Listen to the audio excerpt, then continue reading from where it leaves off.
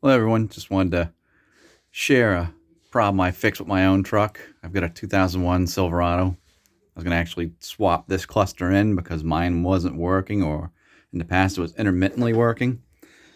It ended up being this plug.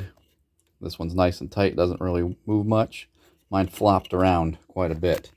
So I was not making contact. I had people tell me, oh, your aftermarket radios, RF frequency interference, and all that. I tried